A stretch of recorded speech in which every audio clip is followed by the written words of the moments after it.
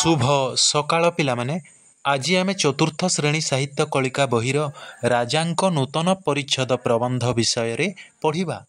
प्रथमे लेखक परिचय। एही प्रबंधर लेखक हेउचंती कालिंदी चरण पाणिग्राही। कालिंदी चरण पाणिग्राही ओडिया साहित्य रे जणे सुप्रतिष्ठित लेखक भावे परिचित। से सबुज जुगर कवि भावे परिचित। 1901 मसीह से जन्मग्रहण करथिले। 1991 मसीह से मृत्युवरण करथिले। तांकु सबुज कवि भावरे सम्मानित करा जाए। से लेखालेखी पई पद्मश्री उपाधि पाइथिले।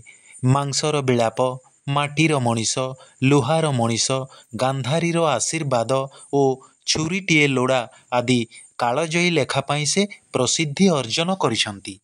एहा परे प्रबंधर पूर्वाभास। प्रजा पालन और राज्यर उन्नति विधान हेउछि राजांकर परम कर्तव्य। से विलास व्यसन रे बुड़ी रहिले प्रजा मानंकर दुख दुर्दशा जानी पारिबे नाही। जणे राजा निजर कर्तव्य भूली पोशाक परिच्छेद रे अधिक शौक रखिथिबारु कि असुविधार सम्मुखीन होइथिले तार प्रमाण ए गल्परु मिले।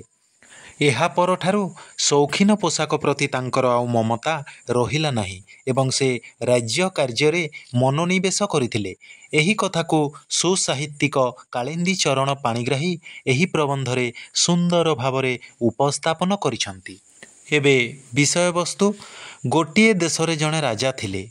प्रतिदिन गोटिए गोटिए नूतन पोशाक पिंधिबा थिला तांकर प्रधान शौक। से जे भल शासन करुछंती अथवा भलरे प्रजा पालन करुछंती एकथा केही न कही बरं कहंती राजा आजी भल पोशाक पिंधिछंती।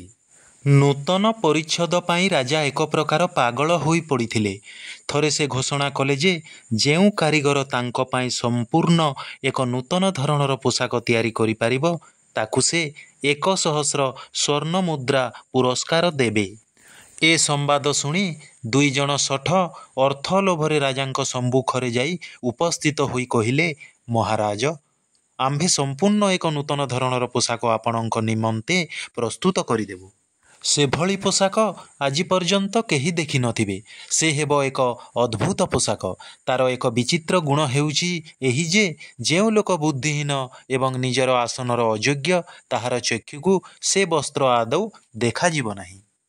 राजा भाविले यह निश्चय एक अद्भुत परिच्छेद हेब। से कारीगर दुई जनंकु पचारिले एपरि एक परिच्छेद तैयारी करिबारे केते अर्थ खर्च हेब। सठ दुहे जेउ परिमाणर रेशम सूता स्वर्ण जरी और मोती माणिक्यर हिसाब देले ताहा शुणी राजा अधिक आनंदित हेले। से भाविले एभली मूल्यवान पोशाक तो मो भंडार रे नाही। तहु से कारीगर दुहिंकु कहिले आज ठारु 15 दिन मध्यरे एही पोशाक संपूर्ण करी आम्भंकु देव। एही मूल्यवान पोशाक पिंधि आम्भे एथर आम्भ जन्मदिन पालन करिबु। सठ दुई जन तंत पाखरे बसी वस्त्र बयनर छलना कले। राजभंडारु जेते रेशम सूता स्वर्ण जरी मणिमाणिक्य इत्यादि पाइले से सबुकु लुचाई रखिले। दिन राति तंत पाखरे बसी मिछरे बयन करिबा भली अभिनय कले। दिनकु दिन से दुहिंकु राजभंडारु अधिक परिमाणर स्वर्ण जरी और मणिमुक्ता इत्यादि मिलिला। एही अद्भुत वस्त्र देखिबा पई राजांक मनरे क्रमे आग्रह बढ़िला। किंतु तांकर मने पड़िला जे कारीगर दुहे कहिसंती नितांत बोका एवं अयोग्य व्यक्तिंकु एही पोशाक देखा जीव नाही। तेणु से प्रथमे तांको प्रधानमंत्रींकु पठाइले। सेते बेलकु एही अद्भुत वस्त्र विषय राज्य सारा प्रचार होई गलानी। प्रत्येक लोक राजांकर जन्मदिन पालन को अपेक्षा करी रही थांती। प्रधानमंत्री जाई देखिले कारीगर दुहे वस्त्र बयन रे व्यस्त अथच तंतटी शून्य। सेतिरे कोनोसी वस्त्र नाही। से भाबिले मु तो काहीं सूताक्षयटीए मध्य केउठी देखिबाकु पाउ नाही। तेबे कोण मो बुद्धिहीन ओ प्रधानमंत्री पद पाई अयोग्य। मंत्री चिंतामग्न होई पड़िथिबार देखि जणे सठ कहिला, प्रधानमंत्री महोदय ए वस्त्रटी आपणक पसंद को किपरि आसुछि। तापरे सेही शून्य तंतरे आंगुली देखाई कहिला, एठारे एई रंगटी किपरि मानुछि। सेठारे जेउ स्वर्ण जरी दिया जाइछि एवं ता पाखरे जेउ मुक्ता ओ माणिक्यर कणिका गुड़िक खंजा जाइछि ताहा आपणक मनकु पाउछि त। प्रधानमंत्री बड़ चिंतारे पड़गले। से जदि कहिबे जे किछि देखि पारु नाहंती तेबे से जणे बोका और निज आसन पाई अयोग्य बोली प्रमाणित हेबे। राजा हुए तो यह जानी तांकु प्रधानमंत्री पदरु तोड़ी देबे। तेणु से मध्य छलना करी कहिले, निश्चय निश्चय यह एक चमत्कार पोशाक। राजांक देहकु यह खूब मानिब। ଏହାପରେ ସେ ରାଜାଙ୍କ ନିକଟକୁ ଫେରି ଆସି ସେଇ କଥା କହିଲେ। ରାଜା ଏଥର ତାଙ୍କର ପ୍ରଧାନ ବିଚାରପତିଙ୍କୁ ପଠାଇଲେ। ତାଙ୍କର ମଧ୍ୟ ସେହି ଅବସ୍ଥା ହେଲା। ସେ ତନ୍ତରେ କୌଣସି ବସ୍ତ୍ର ନ ଦେଖି ବିଚାରିଲେ, କ'ଣ ମୁଁ ପ୍ରଧାନ ବିଚାରପତି ଭାବରେ କେତେ କେତେ ମାମଲାର ବିଚାର କରି ତା'ର ସମାଧାନ କରିଛି। ନ୍ୟାୟ ବିଚାର ପାଇଁ ସମସ୍ତଙ୍କ ଦ୍ୱାରା ପ୍ରଶଂସିତ ହୋଇଛି।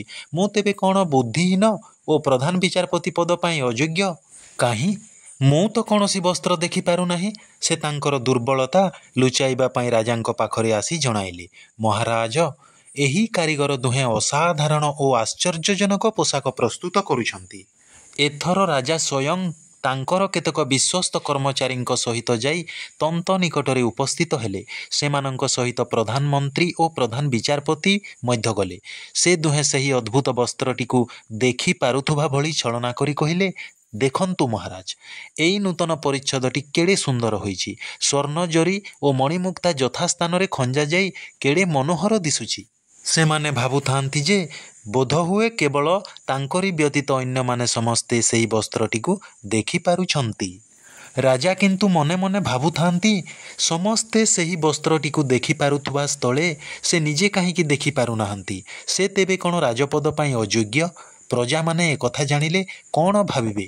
ସେ ମଧ୍ୟ ନିଜର ଲଜ୍ଜାକୁ ଘୋଡ଼ାଇବା ପାଇଁ ମିଛରେ କହିଲେ, ସାବାସ୍ ସାବାସ୍, ଅତି ଚମତ୍କାର ବସ୍ତ୍ର ହୋଇଛି।